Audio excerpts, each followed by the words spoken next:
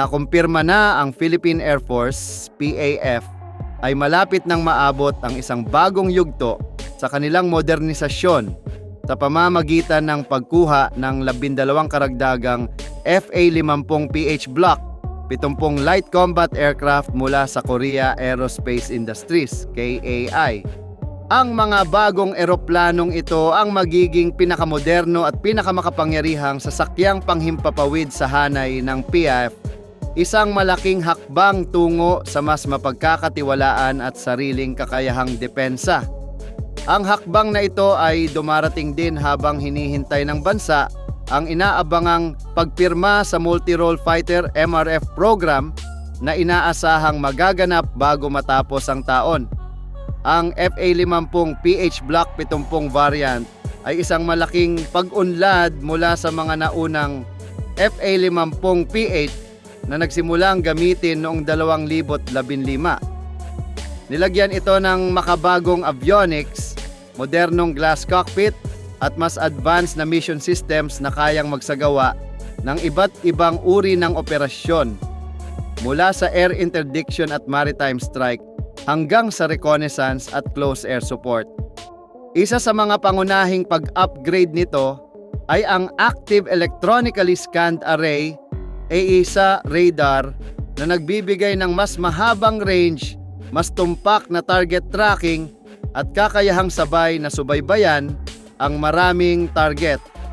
Sa tulong ng Enhanced Electronic Warfare Suite at Data Link Connectivity, mas magiging epektibo ang PAF sa mga joint operations kasama ang mga kaalyadong bansa tulad ng Estados Unidos, South Korea at Japan. Magkakaroon din ng bagong FA-50PH Block 70 mga kakayahang gumamit ng precision-guided munitions tulad ng laser at GPS-guided bombs, AIM-9 Sidewinder air-to-air missiles, at sa hinaharap ay magiging compatible din sa mga Beyond Visual Range BVR missiles. Ito ay isang malaking pagtalon sa strike at air defense capabilities ng PAF dahil nagbibigay ito ng kakayahang umatake sa mas malalayong distansya at sa mas komplikadong mga sitwasyon. Ayon sa mga opisyal ng depensa, ang unang tatlong FA-50PH Block 70 ay nakatakdang maihatid bago matapos ang termino ni Pangulong Ferdinand Bongbong Marcos Jr.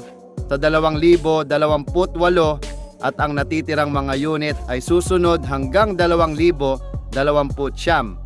Kapag nakumpleto ang lahat ng delivery, magkakaroon ng PAF ng kabuuang 23 FA-50PH pagsapit ng 2030.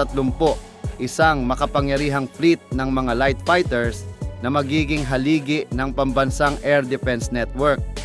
Ang proyektong ito ay isa sa mga pangunahing proyekto sa ilalim ng Horizon 3 ng Revised AFP Modernization Program, RAFP-MP, na layuning bumuo ng isang credible deterrent force na kayang ipagtanggol ang maritime at aerial domains ng bansa.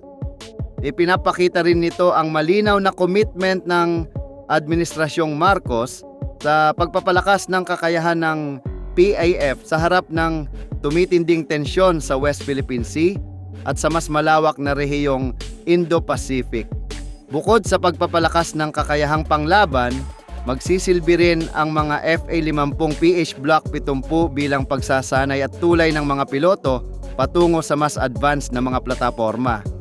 Ang mga ito ay magsisilbing transitional aircraft bago tuluyang lumipat ang mga piloto sa mga ika-4.5 henerasyon fighters tulad ng sa Abjas 39 Gripen C/D o Lockheed Martin F-16 Block 70 sa 72 Viper na nananatiling pangunahing kandidato para sa MRF deal. Patuloy ring lumalakas ang ugnayan ng Pilipinas at South Korea sa larangan ng defense cooperation at technology transfer. Ipinahayag ng KAI ang kanilang layunin na suportahan ang Pilipinas sa maintenance, training at logistical infrastructure upang mapanatili ang operational readiness ng mga eroplano sa buong panahon ng paggamit. May mga pag-uusap din hinggil sa posibleng lokal na produksyon o assembly ng mga bahagi ng eroplano sa hinaharap. Isang hakbang na magpapalakas sa industriya ng depensa ng bansa.